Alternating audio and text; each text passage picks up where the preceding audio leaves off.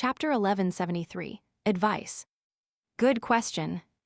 The fool Klein inwardly praised her, and he explained by using the red angel evil spirit's explanation in his own words.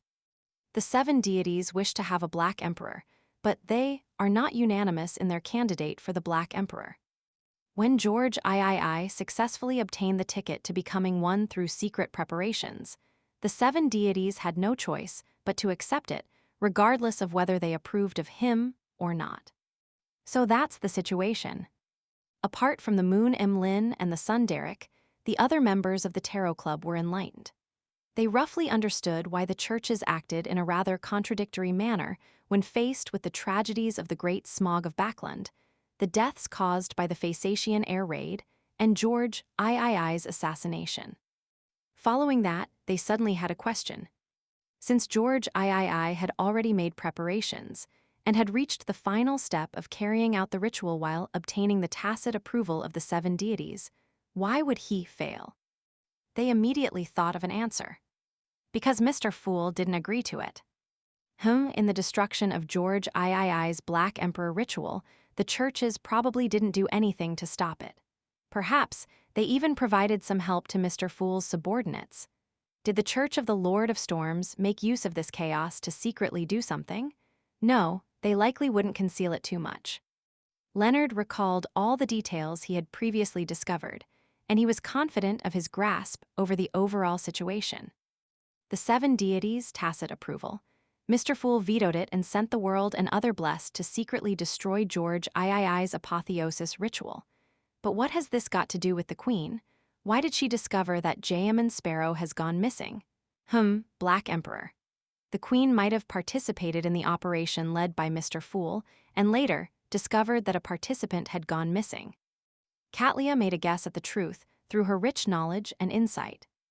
And at this moment, Imlin had just managed to make heads and tails of the discussions that had just been discussed, and he managed to understand the developments outside during his time in protective custody.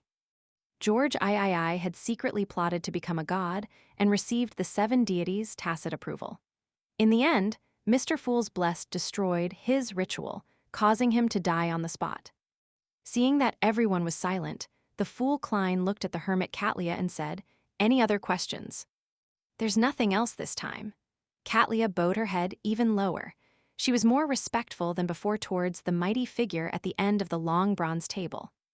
Although she had long known that Mr. Fool had the Snake of Fate, Death Console, and Ancient Bane under him, and was in secret control of the life school of thought, she still never expected that the powers Mr. Fool could mobilize in the real world were able to destroy a king's apotheosis ritual. Furthermore, he had foiled a plot of a king of angels, the son of the Creator. Mr. Fool's hidden forces are more exaggerated than I imagined. What effect do the members of the Tarot Club exert on him? A backing faction, individual growth, or is it just a backup plan? Katlia instantly thought of many things and momentarily forgot that she was already a sequence 4 demigod. No matter which organization she was in, she was considered a member of the upper echelons. Just the feats displayed by Mr. Fool is enough to make a saint lack confidence. Justice Audrey only took a glance at Ma'am Hermit before she interpreted her mental state. At this moment, the fool Klein nodded. "You may begin." Upon hearing this, Leonard immediately turned to the other end of the long, mottled table and said to the world, "How's your situation now?" Fours, Zio, Audrey, and the other members of the Tarot Club also cast their gazes over, expressing their concern for the world Jayaman Sparrow's situation. From their point of view, Mr. World, who was stuck between Mr. Fool and Angel of Time Ammon as a combat tool, was probably in a bad situation. His survival meant that he was already considered lucky enough. Feeling the varied concern, Klein controlled the world and chuckled hoarsely. "Not too bad, but not too good either. It's all thanks to Mr. Fool's grace that I finally obtained a secret from Ammon, but I haven't completely escaped from his grasp." Without waiting for everyone to respond, he continued, "I'm currently in a rather sticky situation. I relied on Mr. Fool's powers to enter a certain concealed state and temporarily extricate myself from Ammon's grasp. However, if I were to dispel this state and return to the real world, I'll only find myself back where my body is. And it's very likely that Ammon is still loitering nearby. I would like to make an attempt at finding a solution. I wonder what your opinions are regarding this matter. The meaning behind the world Jayaman Sparrow's words was very clear. He wanted to rely on himself first, leaving Mr. Fool's help as a last resort. And his actual meaning was essentially the same: find a way to bypass the restrictions first. And in the case that his solution didn't really work, then he would consider living in the state of being undead. Solution. Alger and company were suddenly a little excited, because the suggestions they provided would be used to fight against a king of angels. If they were employed and were of use, then this would be a proud moment in their life, one that would remain for the rest of their lives. Audrey was just about to speak in excitement when she retracted her words. This was because she knew that she couldn't give random suggestions. Otherwise, it could lead to Mr. World getting caught by Ammon. Zio thought about it seriously and realized that she couldn't come up with any useful suggestions.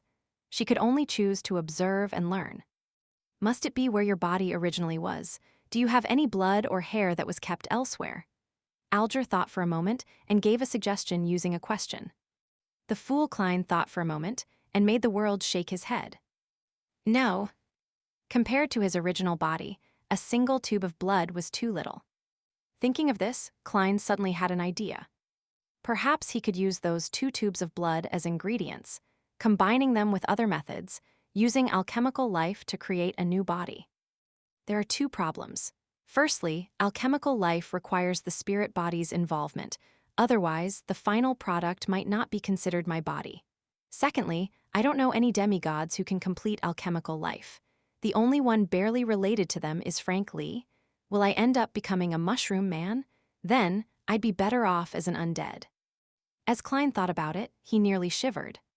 After the hanged man's suggestion was rejected, the hermit Catlia set off from her knowledge of mysticism.